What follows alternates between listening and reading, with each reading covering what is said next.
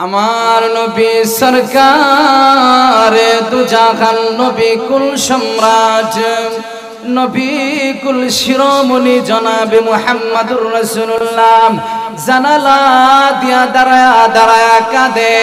হযরত আয়েশা বলে, নবী বুঝলাম না গো নবী, মদিনার মসজিদে দাঁড়ায়া দাঁড়ায়া মদিনার মসজিদে সাহাবীরা নামাজ পড়ে, আপনি দাঁড়ায়া জানালা দিয়া কেন কাঁদেন?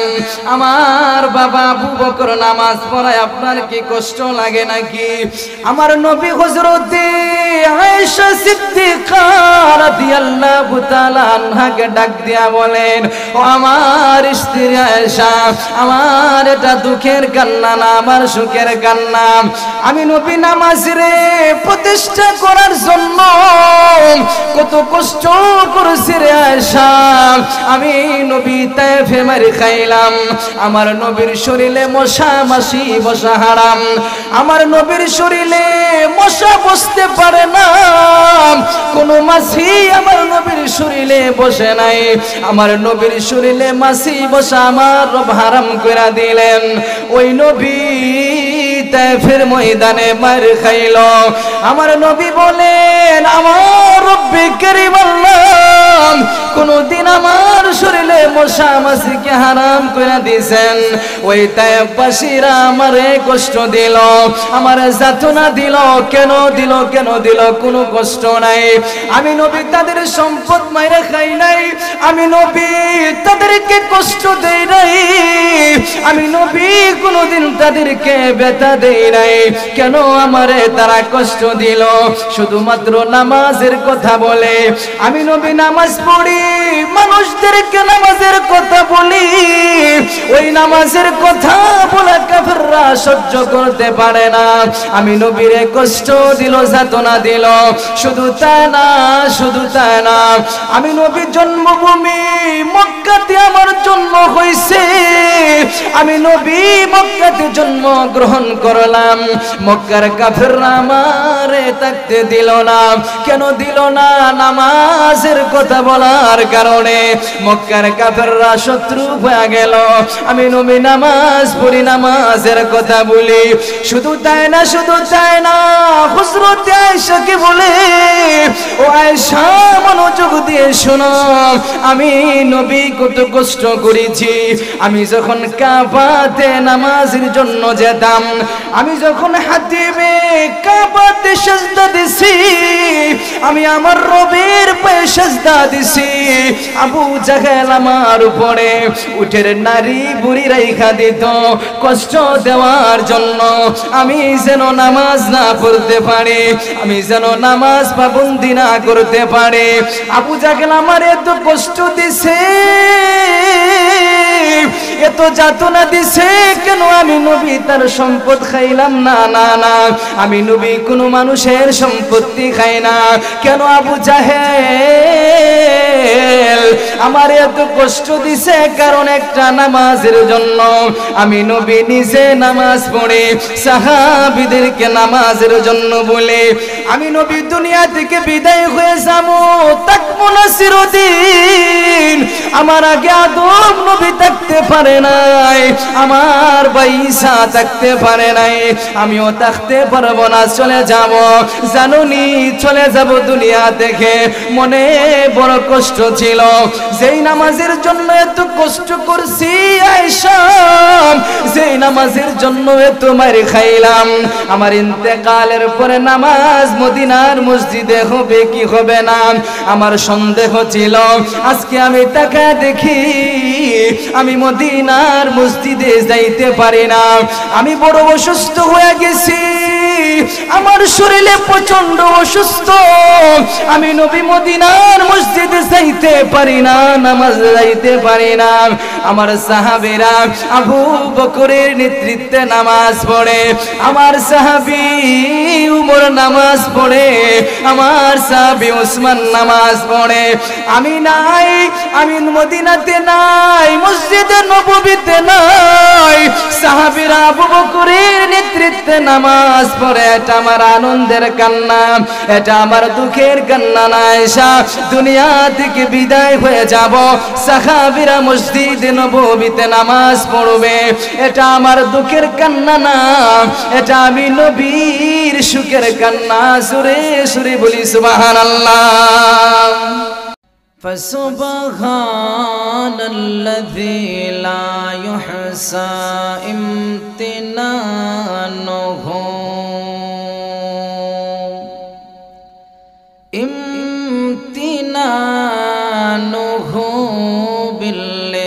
باللسان ولا بالقلم ونشهد أن سيدنا وسندنا وحبيبنا ومولانا محمد أما بعد فقد قال الله تعالى في كلامه المجيد وفي فرقانه الحميد اتل ما أوحي إليك من الكتاب وأقم الصلاة إن الصلاة تنهى عن الفحشاء والمنكر. بارك الله لنا ولكم في القرآن المجيد ونفعناكم بالآيات والذكر الحكيم. اللهم صل على محمد وعلى آل محمد كما صليت على إبراهيم وعلى آل إبراهيم إنك حميد مجيد. بلغ العلا بكماله كشف الدجى بجماله حسنت جميع خصاله صلوا عليه وآله. مدینہ مدینہ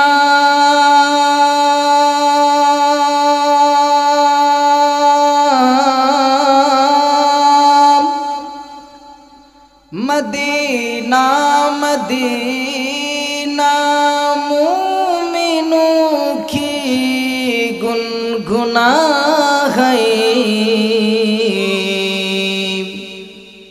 دیدار مدینہ عاشقوں کی تمنا. بلغ العلا بکمالہ كشف الدجى بجماله حسنت جميع خصاله صلوا عليه وآله. মণিপুর হাটি টলারঘাট জামে মসজিদ ও দারুল উলুম মাদানিয়া ক্যাডেট মাদ্রাসার প্রথম বার্ষিক ওয়াজ মাহফিলের সম্মানিত সভাপতি উস্তাদ মুহতারাম আবুল কাসিম সাহেব, মসজিদের সম্মানিত সভাপতি আজিজুল হক সাহেব সহ আমার সামনে বসা আছেন যুবক ভাইরা, বৃদ্ধ বাবাজিরা, মঞ্চে উপবিষ্ট আছেন এ জাতির সূর্য সন্তান ওলামায়ে কেরাম। সর্বপ্রথম সেই মহান রব্বে করিমের দরবারে শুকরিয়া আদায় করি যে আল্লাহ তাআলা জান্নাতের বাগানে আমাদেরকে কিছু কথা বলা শোনার তৌফিক দান করছেন। এটা আল্লাহ সবার ভাগ্যে দেন না। সবাই কোরআনের নিসবতে বসতে পারে না, কথা শুনতেও পারে না। প্রতি বছরে একবার প্রতিদিন এ ধরনের মাহফিল করানো সম্ভব না, কারণ বিরাট ধরনের একটা খরচের ব্যবস্থা করা লাগে। আল্লাহ তাআলা আমাদের কপাল ভালো বিদায় আমরা কোরআনের মাহফিল আসার মতো তৌফিক আমাদের রব আমাদেরকে দান করছেন।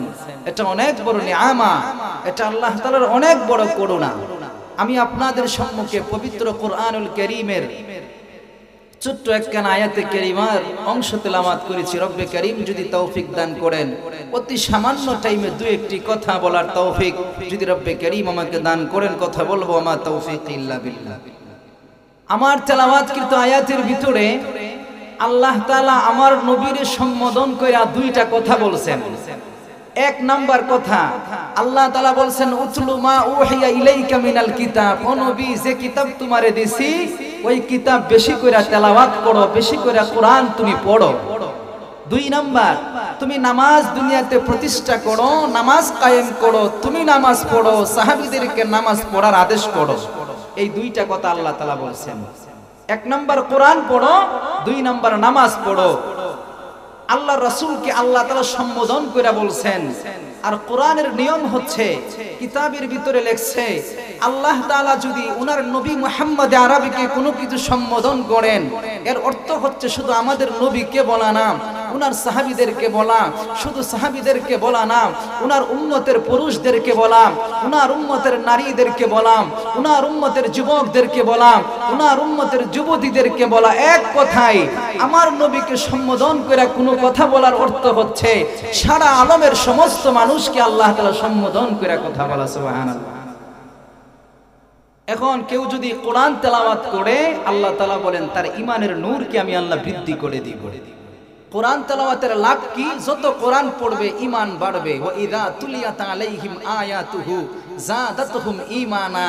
আল্লাহ তাআলা বলেন যত কোরআন পড়বা তত তোমার ঈমানের পাওয়ার বাড়বে, ঈমান তত মজবুত হবে।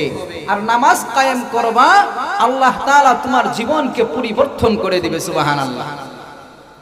কারণ এ কারণে আল্লাহ তাআলা বলেন উতলু মা উহিয়া ইলাইকা মিনাল কিতাবি ওয়া আকিমিস সালাম ইন্নাস সালাতা তানহা আনিল ফাহশাই ওয়াল মুনকার। দুনিয়ার মানুষেরা মনোযোগ দিয়া শুনেন, আমার রব্বে কারীম আল্লাহ সূরা আনকাবুতের ভিতরে বান্দাদেরকে ডাক দিলেন, ও দুনিয়ার বান্দারা মনোযোগ দিয়া শোনো, মন লাগায় শোনো, দিলের কান লাগায় শোনো। আমি আল্লাহ এমনিতেই তোমাকে বলি নাই তুমি কোরআন পড়ো, এমনিতেই বলি নাই তুমি নামাজ পড়ো, আমি আল্লাহ এমনিতেই বলি নাই। আমি আল্লাহ কেন বললাম কোরআনের তেলাওয়াত করবা কেন বলছি? আমি রব্বে কারীম কেন বললাম তোমরা নামাজ পড়বা? কারণ আছে। কারণ কি? আমার রব্বে কারীম আল্লাহ বলে তুমি যদি কোরআন পড়ো তোমার ঈমান বাড়বে। যেই বান্দা যত কোরআন পড়বে রব্বে কারীম ওই বান্দার ঈমানকে তত মজবুত বানায় দিবে, আমলকে মজবুত বানায় দিবে। আমার রব্বে কারীম আল্লাহ বলে কোরআন পড়ো রে বান্দা, ঈমান মজবুত বানায় দেবো। আমি আল্লাহ ঈমানকে পাকাপোক্ত বানায় দেবো। দুই নাম্বার কথা হলো বান্দা যতদিন তুমি দুনিয়ার জিন্দেগিতে থাকবা নামাজ পড়বা, আমার নবীর বিধান। আমার নবী বলে বান্দারা শুনো, উম্মতেরা শুনো, তোমরা যদি নামাজি হইতে পারো আমার রব্বে কারীম আল্লাহ নামাজি বান্দার জীবনকে আমার রব পরিবর্তন করে দেন। কারণে কেউ যদি নামাজ পড়ে ওই নামাজের বৈশিষ্ট্য হচ্ছে ওই নামাজি আল্লাহ তাআলার কাছে ওই ব্যক্তিকে ওই নামাজ পৌঁছায় দেয়, আল্লাহর নিকটবর্তী বানায় দেয় নামাজ। এই কারণে আল্লাহ তাআলা উনার নবীকে বলছেন ও নবী নামাজ পড়বা। আমাদের নবী জিন্দেগিতে কোনোদিন গুনাহ করে নাই, আমার নবীর জিন্দেগিতে কোনো গুনাহ নাই, আমার নবীর জিন্দেগিতে কোনোদিন কোনো মিথ্যা বানাওয়াট কথা আমার নবী বলেন নাই। আমার নবী তো এমন নবী যেই নবীর জীবনে কোনোদিন কোনো মানুষকে কষ্টের ছোঁয়া দেয় নাই। আমার নবী তো এমন রাসূল যেই রাসূল জিন্দেগিতে কোনো মানুষকে কষ্ট দেয় কোনো কথা বলে নাই। কেউ কষ্ট পাবে আমার নবী এমন ধরনের কোনো কাজ ওনার হায়াতে জিন্দেগিতে করেন নাই। সুবহানাল্লাহ। এমন নবী আমার নবী, ওই নবীর জিন্দেগিতে কোনো গুনাহ নাই। উনিও নামাজে দাঁড়ায় রাতকে রাত পার করে দিতেন।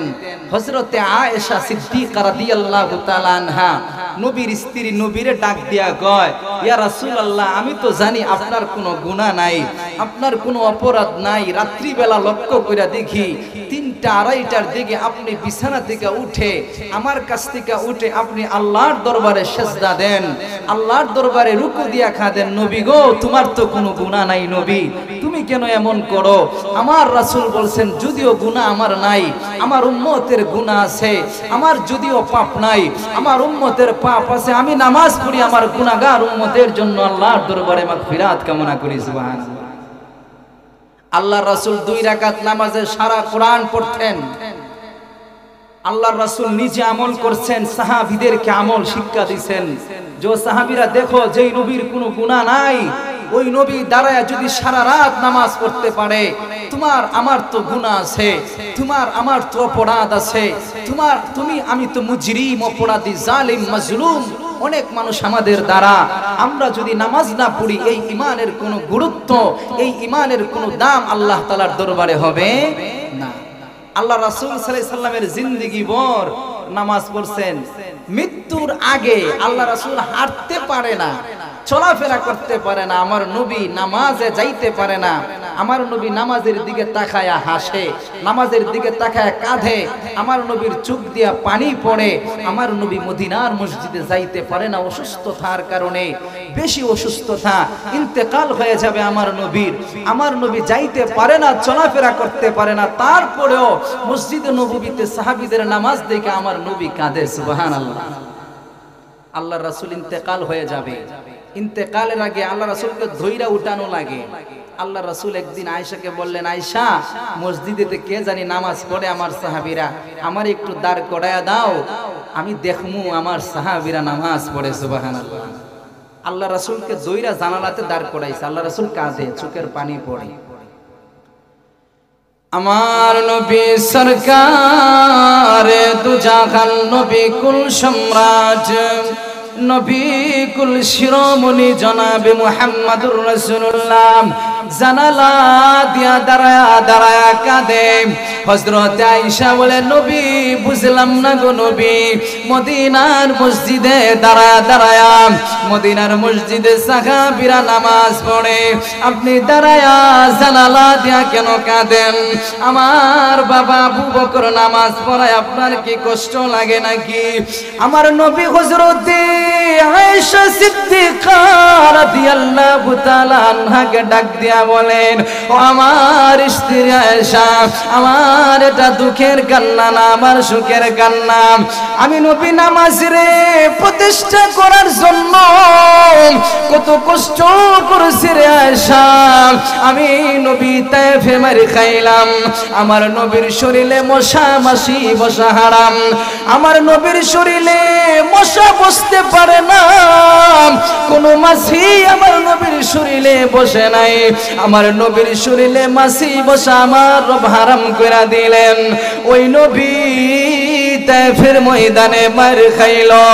আমার নবী বলেন, আমার রব্বে কারীম আল্লাহ কোনদিন আমার শরীরে মশা মাছিকে হারাম করে দিয়েছেন।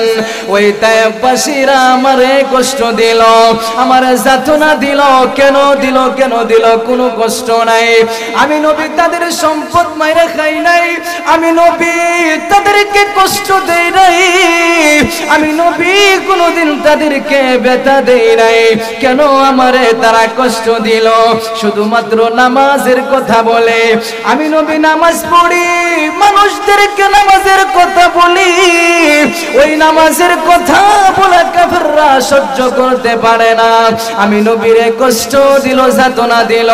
শুধু তাই না, শুধু তাই না, আমি নবীর জন্মভূমি মক্কাতে আমার জন্ম হয়েছে, আমি নবী মক্কাতে জন্ম গ্রহণ করলাম। মক্কার কাফেররা আমারে থাকতে দিল না। কেন দিল না? নামাজের কথা বলার কারণে মক্কার কাফেররা শত্রু হয়ে গেল। আমি নবী নামাজ পড়ি, নামাজের কথা বলি। শুধু তাই না, শুধু তাই না, হযরত আয়েশাকে বলে, ও আয়েশা মনোযোগ দিয়ে শোনো, আমি নবী কত কষ্ট করেছি। আমি যখন কাবাতে নামাজের জন্য যেতাম, আমি যখন হাতিমে কাবাতে সিজদা দিছি, আমি আমার রবের পায়ে সিজদা দিছি।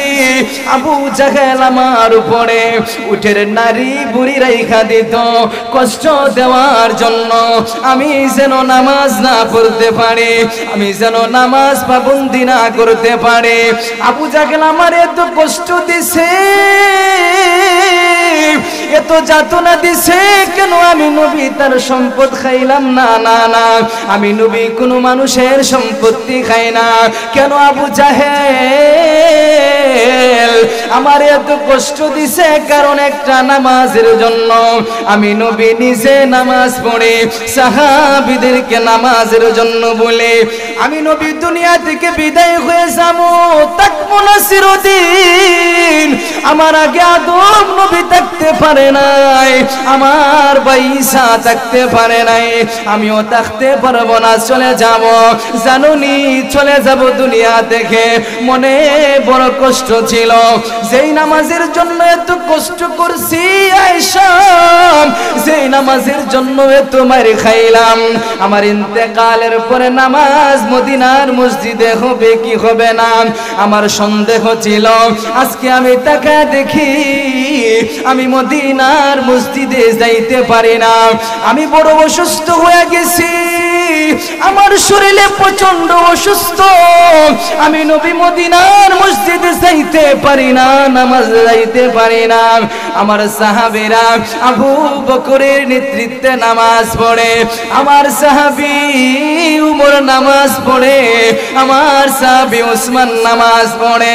আমি নাই, আমি মদিনাতে নাই, মসজিদে নববীতে নাই, সাহাবীরা আবু বকরের নেতৃত্বে নামাজ পড়ে। এটা আমার আনন্দের কান্না, এটা আমার দুঃখের কান্না না। আয়েশা দুনিয়া থেকে বিদায় হয়ে যাব, সাহাবীরা মসজিদে নববীতে নামাজ পড়বে, এটা আমার দুঃখের কান্না না, এটা আমি নবীর সুখের কান্না। সুরে সুরে বলি সুবহানাল্লাহ।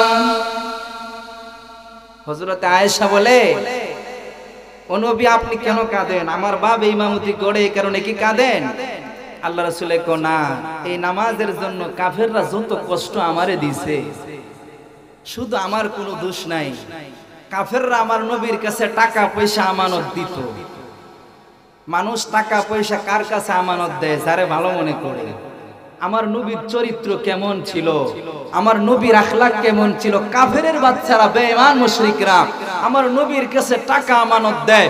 জিজ্ঞেস করা হলো, কিরে বেঈমান, তুমি নবীর কালেমা পড়ো না, তুমি নবীর দুরূদ পড়ো না, নবীকে বিশ্বাস করো না, ওই নবীর কাছে টাকা আমানত দিলা কারণ কি?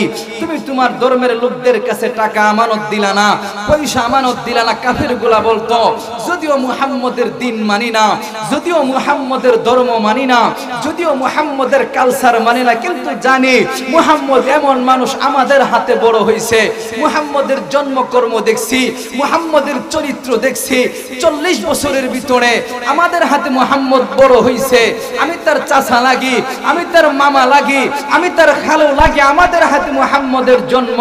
কত মানুষকে দেখলাম বানাওয়াটি কথা বলতে, কত মানুষকে দেখলাম মিথ্যা কথা বলতে, কিন্তু আমাদের বাতিজা যদিও তার উপর ঈমান আনছি না, কোনোদিন দেখি না আমাদের বাতিজা মুহাম্মদ একটা মিথ্যা কথা বলতে। সুবহানাল্লাহ।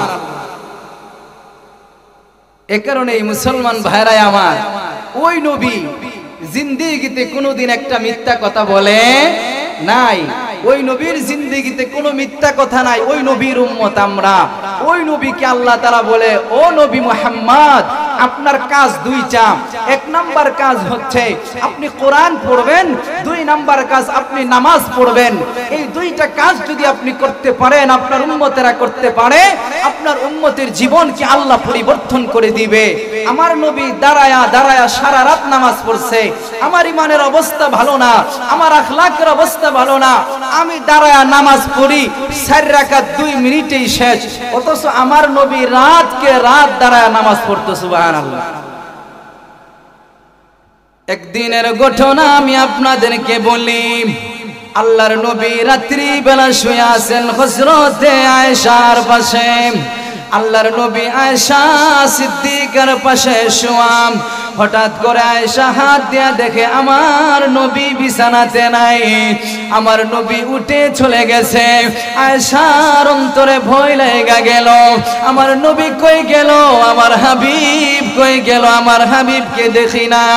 আল্লাহর নবী মদিনার মসজিদে দাঁড়ায়া আল্লাহর দরবারে সিজদা দেয়, আমার নবীর পা ফুলে গেছে। আয়েশা আমার নবীর কাছে গিয়া বলে, ইয়া রাসূলুল্লাহ, ইয়া হাবিবাল্লাহ নবী, আপনার কোনো গুনাহ নাই। আমার রব্বে কারীম আল্লাহ সূরা ফাতিহার ভিতরে বলেন, লিয়াগফিরা লাকাল্লাহু মা তাকাদ্দামা মিন যামবিকা ওয়া মা তাআখার। আমার নবীর কোনো গুনাহ নাই, আমার নবীর কোনো অপরাধ নাই, আমার নবীর অপরাধ কি আমার রব্বে কারীম কোনো গুনাহ করে নাই। ইয়া রাসূলুল্লাহ, ইয়া হাবিবাল্লাহ নবী, আপনি কেন দাঁড়ায়া দাঁড়ায়া সারা রাত্রি নামাজ পড়েন, আপনি কেন ঘুমান না গো নবী? ইয়া রাসূলুল্লাহ, ইয়া হাবিবাল্লাহ, আপনি কেন ঘুমান না? আপনি কি ঘুমাতে চান না? আপনার কি মন চায় না ঘুমানোর জন্য? আমার রব্বে কারীম আল্লাহর বিধান তো আপনার জন্য সাধারণ এমন জন্য না। মানুষেরা নামাজ পড়বে অপরাধ করে, ও নবী জীবনে তো কোনো অপরাধ করেন নাই, জীবনে কোনো অন্যায় করেন নাই, জীবনে কোনো পাপাচারিতায় নবী লিপ্ত হন নাই। নবী আপনি কেন দাঁড়ায়া দাঁড়ায়া নামাজ পড়ে পা ফোলা ফেলেন? আমার নবী বলে, আয়েশা রে, যদিও জীবনে কোনো গুনাহ করি নাই, আমি নবীর জিন্দেগিতে কোনোদিন কোনো মানুষরে কষ্ট দেই নাই, কোনোদিন আমি নবী কোনো অপরাধ করি নাই, আমি নবী কোনোদিন গুনাহ করি নাই। মাসুম নবী আমার ইন্তেকালের পরে আমার উম্মতরা দুনিয়াতে আসবে, অন্যায় করবে, অপরাধ করবে, পাপাচারিতায় লিপ্ত হবে। আমার উম্মত নামাজ পড়বে না, রোজা রাখবে না, আমার উম্মতের যুবকেরা, আমার উম্মতের যুবতীরা পর্দা করবে না, পর্দা মেনটেন করে চলবে না, আমার যুবকগুলা দুনিয়ার পিছনে দৌড়াবে। আমি নবী থাকতে আমার উম্মতেরা জাহান্নামে যাবে, সহ্য হয় না। আয়েশাকে বললেন, আয়েশা রে, আমি নামাজ পড়ি উম্মতের জন্য মাগফিরাত করি, আমি নামাজ পড়ে পড়ে রবের কাছে আমার উম্মতের মাগফিরাত কামনা করি।